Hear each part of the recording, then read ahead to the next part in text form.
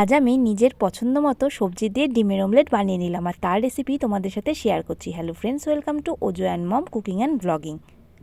ডিমের অমলেটের যখন রেসিপি তখন ডিম তো লাগবেই। আমি এখানে নিচ্ছি 3টে ডিম। আমরা 3জন মানুষ, তাই 3টে ডিমই যথেষ্ট। এখানে নিয়েছি ডুমো করে কাটা গাজর, টমেটো, পেঁয়াজ, ক্যাপসিকাম আর 2টো লঙ্কা আমি কুচিয়ে নিয়েছি। ডিম ফেটানোর জন্য বাটি চামচ নিয়ে নিয়েছি, সেটাও লাগবে। এবার আমি একটা একটা করে ডিম ফাটিয়ে বাটির মধ্যে নিয়ে নেব। ডিমটা ফাটানোর সময় একটুখানি সাবধানে ফাটাতে হবে। দেখো যেন এই সাদা অংশগুলো ডিমের মধ্যে না পড়ে। যদি পড়ে তাহলে কিন্তু তুলে ফেলে দিও। আর তোমরা তোমাদের দরকার মতো বা প্রয়োজন মতো ডিম নিয়ে নেবে। অবশ্য তার সঙ্গে একটু সামঞ্জস্য করে সবজি নিতে হবে, কারণ বেশি সবজি হলে কিন্তু ডিমের অমলেট উল্টানো যাবে না, ভেঙে যাবে। এবার আমি সেকেন্ড 30 ডিমটাকে ফেটিয়ে নেব। বেশি ফেটাবো না, কারণ আমি তো কেক তৈরি করব না, অমলেট তৈরি করব। এবার আমার ডিমটা ফেটানো হয়ে গেল। আমি এবার কি করব, হ্যান্ড চপারের মধ্যে যে সবজিগুলো ডুমো ডুমো করে কেটে রেখেছি সেগুলো একটুখানি কুচি কুচি করে নেব। আমি এখানে লঙ্কাগুলো দেবো না, কারণ এই সমস্ত সবজি 3টে ডিমে পড়বে। একটা ডিম ওজোর জন্য ও তো বেশি ঝাল খেতে পারে না, সেই জন্য লঙ্কা কুচিগুলো আমার আর ওজোর বাবার জন্য। আমি পরে লঙ্কা কুচিগুলো অ্যাড করব। এবার আমার সমস্ত সবজিগুলোকে কুচানো হয়ে গেল। এই দেখো, সমস্ত সবজিগুলো আমার কুচানো রেডি। এবার আমি কি করব, যে ফ্যাটানো ডিমটা রয়েছে তার মধ্যে সবজিগুলো দেব। আমি বলে দিচ্ছি আমি কতটা পরিমাণে সবজি নিচ্ছি। আমি এখানে 2টো ডিমের জন্য 2.5 থেকে 3 টেবিল চামচ সবজি কুচনো নিয়ে নিচ্ছি। এবার খুব ভালো করে মিক্স করব, কিন্তু তার আগে অবশ্যই দিয়ে নেব লঙ্কা কুচিগুলো। এই দুটো আমার আর ওজোর বাবার জন্য, সেজন্য লঙ্কা ব্যবহার হচ্ছে। এর মধ্যে আমি দিয়ে দিচ্ছি স্বাদ মতো গোলমরিচের গুঁড়ো আর স্বাদ মতো লবণ। এবার খুব ভালো করে আমি সমস্ত সবজিগুলোকে ডিমের সঙ্গে ফেটিয়ে নিচ্ছি আর একবার।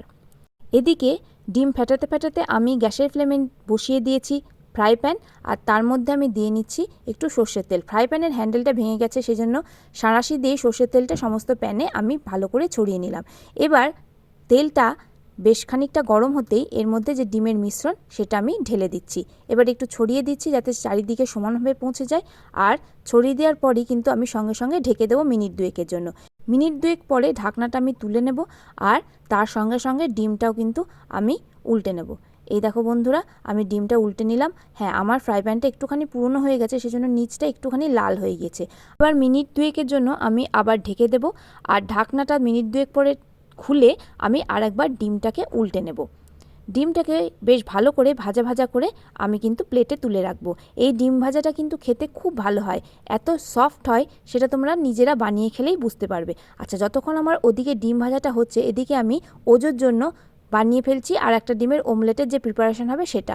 আমি এখানে একটা ডিমের মধ্যে 1.5 টেবিল চামচ মতো যে সবজি কোচানো আছে সেটা নিয়ে নিলাম। নিয়ে নিচ্ছি লবণ স্বাদ মতো আর গোলমরিচের গুঁড়ো। ওরটাতে তো লঙ্কা পড়বে না, এই দিয়েই আমি খুব ভালো করে মিশিয়ে নেব। আমার ওদিকে একটা অমলেট নামানো হয়ে গিয়েছে, ততক্ষণে আমি ডিমটা ভালো করে গুলে নিলাম। এবার আমি ফ্রাই প্যানের মধ্যে আবার একটুখানি তেল দিয়ে সেটাকে ভালো করে ছড়িয়ে নিলাম। একটু গরম হতে আমি এই ডিমের মিশ্রণটা আবার এর মধ্যে ঢেলে দিচ্ছি। এবার আমি চারিদিকে একটুখানি ছড়িয়ে নেব সাঁড়াশি দিয়ে, বা চামচ দিয়ে ছড়ালেও হয়। এবার আমি আবার মিনিট খানেকের জন্য বা মিনিট 1.5-এর জন্য ঢেকে দেবো, কারণ এটা তো একটা ডিমের, সেজন্য সময়টা একটুখানি অল্প লাগবে। এবার আমি আবার সুন্দর করে উল্টে দেব, আর উল্টে পাল্টে নিয়ে ভেজে নিলেই কিন্তু আমাদের ডিমের অমলেটটা রেডি হয়ে যাবে। খেতে যেমন টেস্টি তেমন হেলদিও বটে। এটা কিন্তু তোমরা বাচ্চাদের টিফিনেও দিয়ে দিতে পারো। দেখো, আমি একবার উল্টে নিচ্ছি। এই দেখো কি সুন্দর হয়েছে না, দেখতেও ভালো, খেতেও মজাদার।